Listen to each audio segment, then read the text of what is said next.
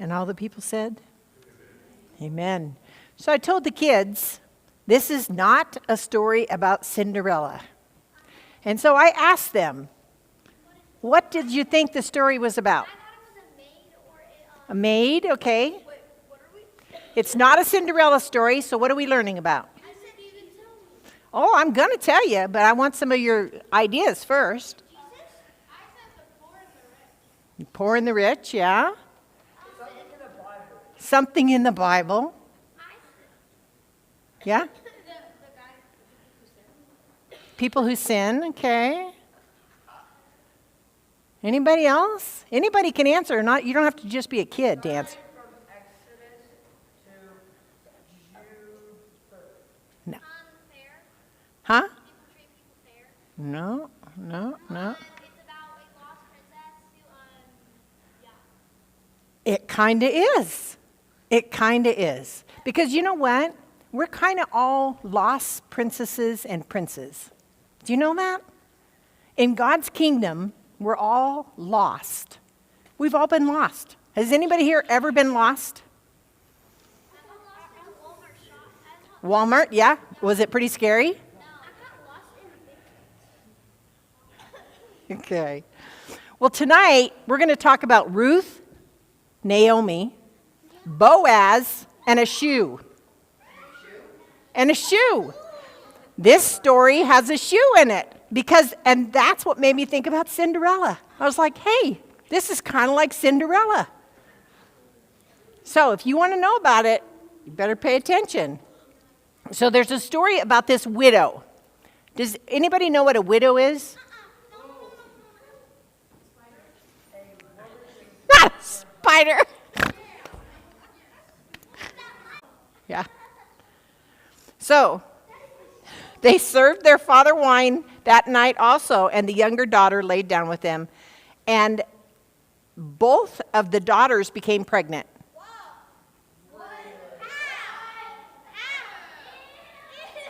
I know. Okay. I know. This is the PG version, okay? So the older daughter gave birth to a son and named him Moab. And he's the ancestor of today's Moabites, okay? So here this family, Naomi and Elimelech, went to Moab, and the sons got 2 Moabite wives. Do you think that, but see, that's not what God would want them to do, okay? It's kind of like Cinderella. Cinderella's kind of on the wrong side of the tracks, okay? So these families would not be looking to God to fulfill their story. They wouldn't be looking at God to try and go the right way.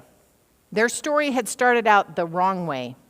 But this family they'd moved there and maybe adopted some of the cultures of the Moabites. Naomi, or maybe you know her by a different name. So I want you to think of somebody that's really cranky. Does everybody have a person in mind?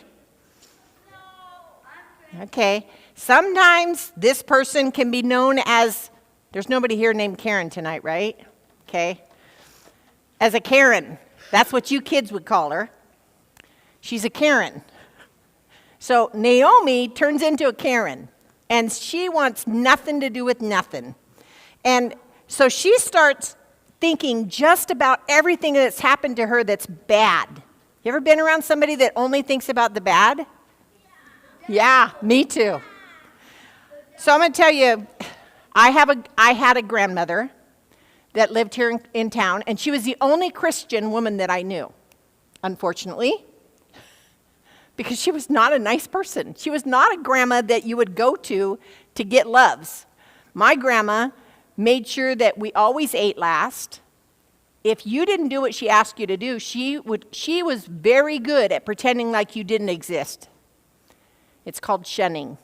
And so she could, like at Christmas time one year, because I did something, I don't have any idea what I did not get a Christmas present. And I was an adult. And I remember looking at her thinking, you are the meanest person I know. And She was the only Christian woman I knew. You think about that. So when we're breaking bread and hanging out with all these kids, we're setting a tone for these kids. They're getting to know other Christians and how we behave. And so I'm always thinking about that. How am I behaving around others? But my grandma was not a Christian woman that I would have ever believed, first of all, that she was a Christian. But she reminded me, Naomi reminds me a lot of my grandma. So in today's world, her Snap, okay, and I know I'm probably going to get this wrong, teens, because I don't have Snapchat. I'm just going to say that right now. But her Snap may have been hashtag bitter widow returns. Is that right? Did I get it right? Are you laughing at me?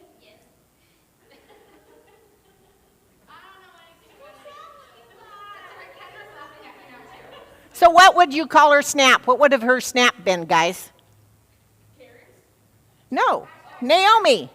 Hashtag what? Hashtag Karen. Okay, hashtag Karen, all right. Her Facebook, I know about Facebook, so on her Facebook post, she probably would have started a GoFundMe to pay her trip back home, right? And she'd have been talking about all the bad things that happened to her. So in Ruth 1:16 and 17, it says, "But Ruth replied, 'Don't urge me to abandon you, to turn back from following after you. Wherever you go, I will go. And wherever you stay, I will stay. Your people will be my people, and your God will be my God. Wherever you die, I will die, and there I will be buried. May the Lord do this to me, and more so, if even death separates me from you.'" So when we look at Naomi, and we think about Naomi, we think, wow, she's lost her husband, she's lost her 2 sons. But she's gained this marvelous Moabite daughter-in-law that is going to follow God. And he's following her, or she's following Naomi. She has this daughter. And they go, and she loves her. She loves her so much that she is giving up everything. She's giving up her mother, her father, her home, everything to go and be with her. It says in 19 and 21 through 21, "So both of them went along until they arrived at Bethlehem. When they arrived at Bethlehem, the whole town was excited on account of them. And the women of the town asked, 'Can this be Naomi?' She replied to them, 'Don't call me Naomi, but call me Mara, for the Almighty has made me very bitter. I went away full, but the Lord has returned me empty. Why would you call me Naomi when the Lord has testified against me and the Almighty has deemed me guilty?'" And we just talked about Ruth's with her, and the town. The town is excited. They're like, woohoo, look, it's Naomi. She's back. She's so bitter she can't even see that. She can't even see that these people love her. Again, have you been around some people like that? That just can't see it. They have everything, but they're just so focused on all of the bad things. That's all they can think about. She wanted to change her name to Mara. Her husband had died, and then her sons, and she was in a foreign land, and she had heard there was food back in Israel, so she returned. And here's the part of the story that I didn't get till I read this week. She has land. She has land in Bethlehem. So not only is she coming back and the people love her and she's got a daughter-in-law, she's got a place to live. She's not even homeless. Because I always thought, oh, she came back and she's homeless. But no, she's not even homeless. She's got everything she needs. But all she can think about is what she doesn't have. And then Ruth takes care of her. Every day, Ruth gets up and goes into the fields and gets food and brings it back for her. She doesn't even have to work. She's being waited on. And she's bitter. She's bitter and she is controlling. It says in Ruth 2, 5 through 12, Boaz, this is where we get to hear about the prince. Boaz said to his young man, the one who was overseeing the harvesters, "To whom does this young woman belong?" The young men who were overseeing the harvesters answered, "She's a young Moabite woman, the one who returned with Naomi from the territory of Moab. She said, 'Please let me glean so that I might gather up grain from among the bundles behind the harvesters.' And she arrived and has been on her feet from the morning until now and has sat down only for a moment." Boaz said to Ruth, "Haven't you understood, my daughter? Don't go glean in another field. Don't go anywhere else. Instead, stay here with my young women. Keep your eyes on the field that they are harvesting and go along after them. I've ordered the young men not to assault you. Whenever you are thirsty, go to the jugs and drink from what the young men have filled." Then she bowed down, face to the ground, and replied, "How is it that I found favor in your eyes, that you notice me? I'm an immigrant." Boaz responded to her, "Everything that you did for your mother-in-law after your husband's death has been reported fully to me. How you left behind your father, your mother, and the land of your birth, and came to a people who you hadn't known beforehand. May the Lord reward you for your deed. May you receive a rich reward from the Lord, the God of Israel, under whose wings you've come to seek refuge." Boaz noticed Ruth. He noticed her because she was a hard worker. He noticed her not because she was adorned with all... Okay, I don't know about you, but I don't like working in the yard because I don't like getting dirt on me. I don't. So she would have been filthy. She would have had dust all over her. Her hair would have been all over the place. She'd have probably had wheat hanging out of it. She didn't look like a princess. But Boaz saw who she was because of how she treated Naomi and how she took care of her and how she made sure that Naomi ate and how she worked hard. And then he gives her extra food and protects her from everybody else that could have come against her. So then she goes back and Naomi says, "I got a plan." Again, Naomi is not the hero in this story. So Naomi lays out a plan to provide for Ruth.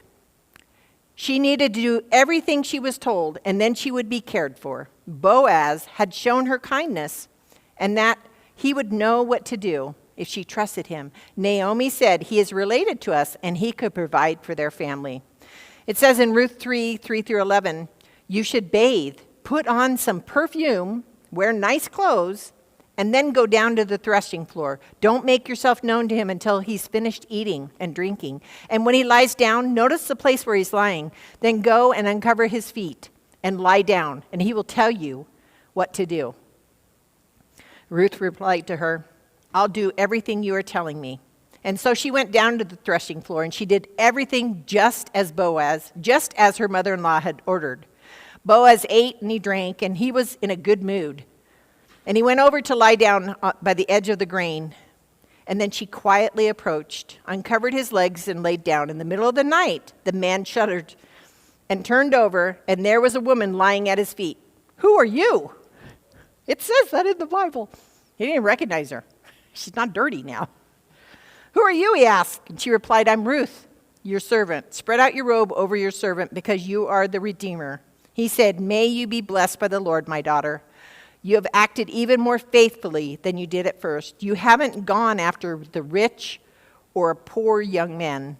And now, my daughter, don't be afraid. I'll do for you everything you are asking. Indeed, my people, all who are at the gate, know that you are a woman of worth." So Ruth had already learned to trust God. She'd already learned that in Moab. She had to have. Because she says on the way, we remember her saying to Naomi, "Your God will be my God." But as she's going through this, and as she's introduced to Boaz, and as she's running around, she starts to see that God has a plan. And even though the story with Naomi kind of sounds a little crafty, she notices all of this. And she starts to feel this peace. I think that she knows that God is taking care of her, even in this really foreign land. She was faithful. She's faithful not only to Naomi, but to Boaz. It says in Ruth 4, 7, and 8, in Israel in former times, there was a practice regarding redemption, an exchange to confirm any such matter. A man would take off his sandal and give it to the other person. This was the process of making a transaction binding in Israel. Then the Redeemer said to Boaz, buy it for yourself, and he took off his sandal. So, again, I want to bring up where this comes from in the Bible, because we could think, oh, it's just a story. But Deuteronomy 25. Then the sister-in-law will approach him while the elders watch, and she will pull off her sandal off her foot, and spit in his face. Boaz didn't do that part. And then she will exclaim, that's what's done to any man who won't build up his own brother's family. So what Boaz is doing is, by taking on Ruth as a wife, he's claiming to build up that family line. He's going to be building up Elimelech's family line. Or not Elimelech, the son's family line. And I was like, wow, that's amazing. Because this isn't even going to be Boaz's legacy. It's going to be his I guess it would be his uncle or something. So Ruth followed the advice and was rewarded by gaining a new life and a child. All the transaction was sealed with a shoe. Now, I know that it did sound like that to me, like the Cinderella story. But how is it like Jesus? Can you think of how it would be like Jesus? I can't hear you, sweetie. He redeemed her. What's it mean to be redeemed? Saved. It means to be saved. Because she needed to be saved. What did she need to be saved from? Sin. Sin no more. So Boaz is the Redeemer. And guess what? This is the part you may not know. Somebody's phone's ringing. This is the part you may not know. I got to find it. Johnny, do you know where that's at in the Bible? Where it talks about Boaz? Oh, yeah. So we're going to find out who Boaz is. Because Boaz is listed in the genealogy of, guess who? Jesus. So not only is Ruth and Boaz part of this story, they're part of the story of Jesus. And that's the great thing, is that Boaz was faithful. Ruth was faithful. And then their son was named Obed. And Obed is the grandfather of Jesse. And Jesse is the father of David. David.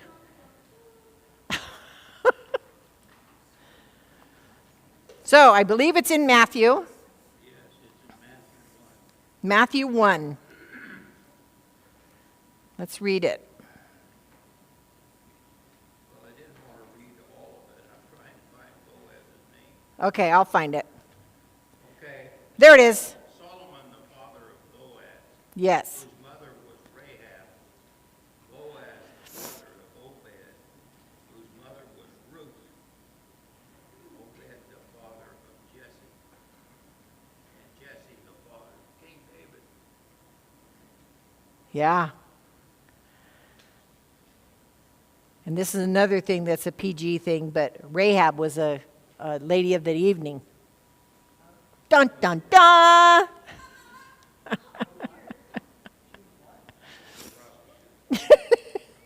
I was not going to say that. I was not going to say that. This is a PG service. You're saving that for later? Yeah, it's another time.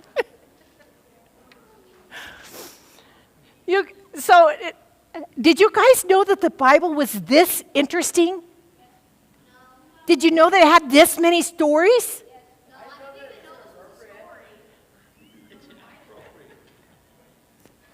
But it has all of these stories. And guess what? Are there inappropriate things in our world today? Yeah. There's all kinds of stuff, right?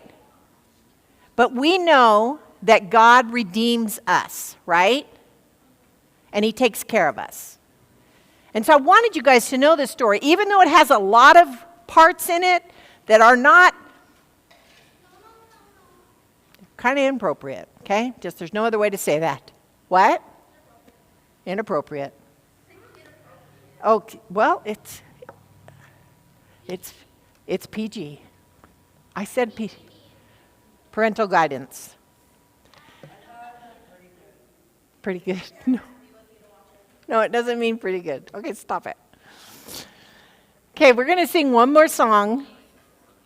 You guys have got completely out of control today, but you had lots of good answers. I love that you guys knew what we were talking about. So we have to wait for all of my singers to come back.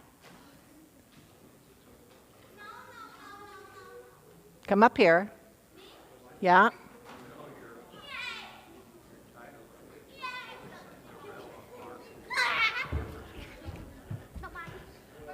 Oh, yeah.